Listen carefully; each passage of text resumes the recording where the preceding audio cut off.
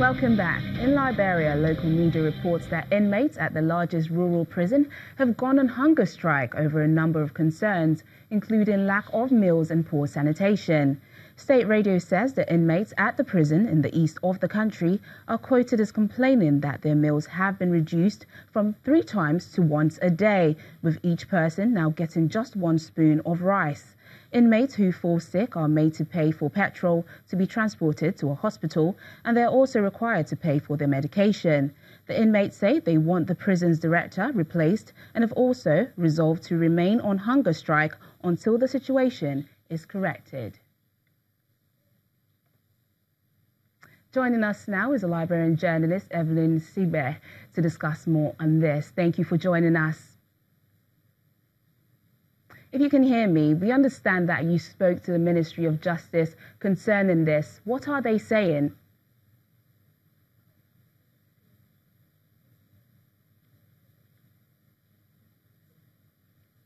Seems we have an issue with the connection. We'll try and reconnect with Evelyn.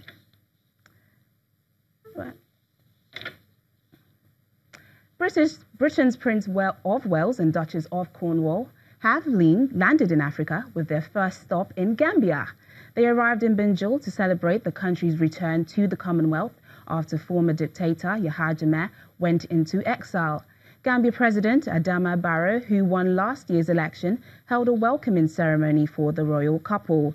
They will visit the country's Medical Research Council, part of the London School of Hygiene, which is fighting malaria, one of West Africa's biggest killers.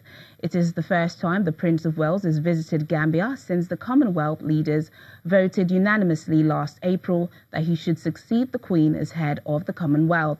The Prince of Wales and Duchess of Cornwall will travel to Ghana today and Nigeria on November the 6th.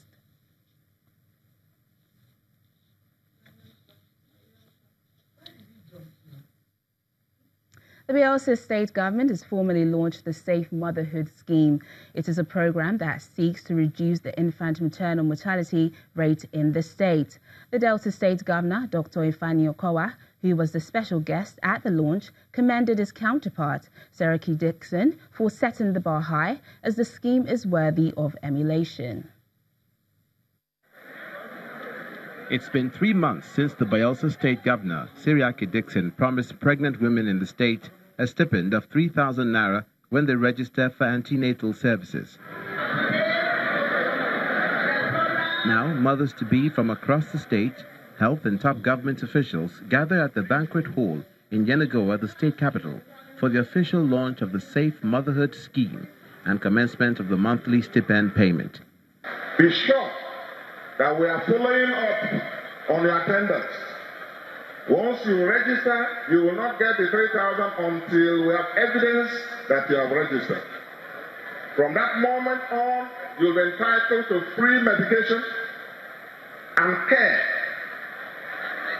And at the end of every month, you'll be entitled to 3,000 naira maintenance allowance.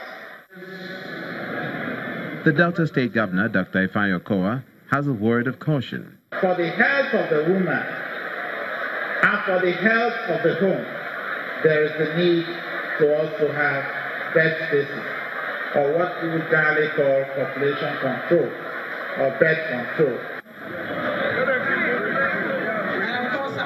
The women are presented with mother care kits, which comes with the allowance.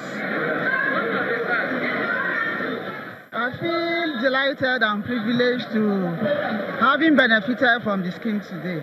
On behalf of all the expectant mothers present here today, we are saying a very big thank you to the governor and his wife, who is the champion of this program today.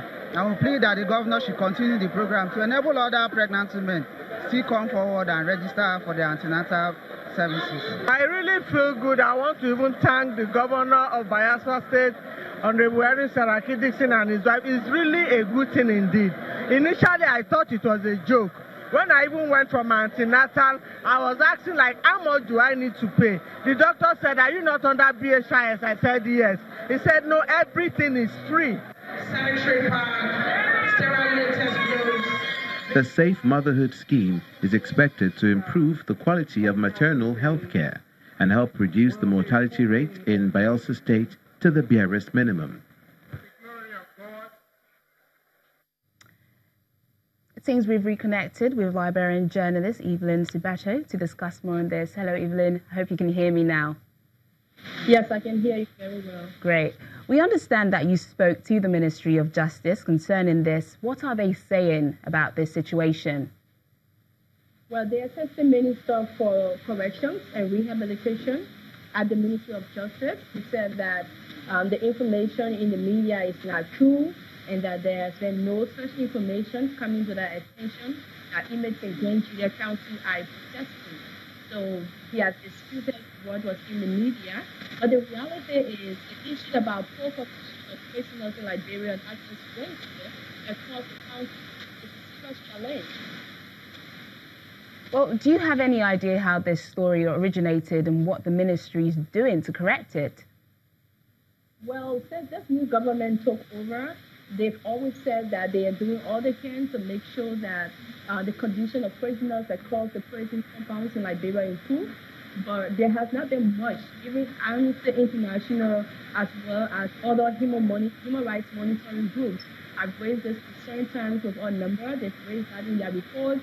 They've said they've engaged the government to improve the condition of prisoners across Liberia, but there hasn't been much done in terms of building new facilities, relocating, and especially dealing with the issue of pre-trial detention. The influx of pre-trial detention in Liberia prison is a major reason for this problem. Well, Evelyn, is it possible that the Ministry of Justice could be attempting to cover up this story? Obviously, because this is not a news story.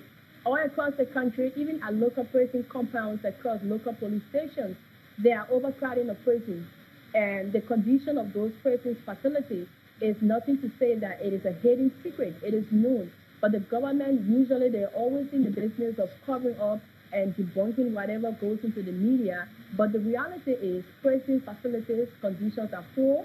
Sanitation, ventilation, there are major challenges confronting the facilities across the country and not just Grand Julia County. So yes, the government will be covering up and usually in the blame game that, well, it is not true, the information is not real, it's not factual.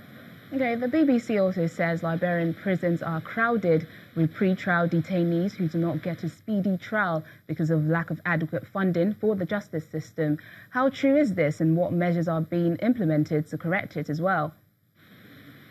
Seriously, it's true. The issue of overcrowding of prison compounds, the government, especially with this new government and the new Minister of Justice who just took over under this administration, is still largely challenged with a lot of things, especially with the issue of constructing new prison facilities. Because, take for instance, the Monrovia Central Prison, which is the country's largest prison facility, is actually meant to host about 375 or most prisoners, but it hosts over 1,000. That's a lot. Liberian journalist Evelyn Sibe, thank you for joining us on the program. Thank you so much. Well, that's it on the program today. Thanks for watching. I'm Teniola Shibowale.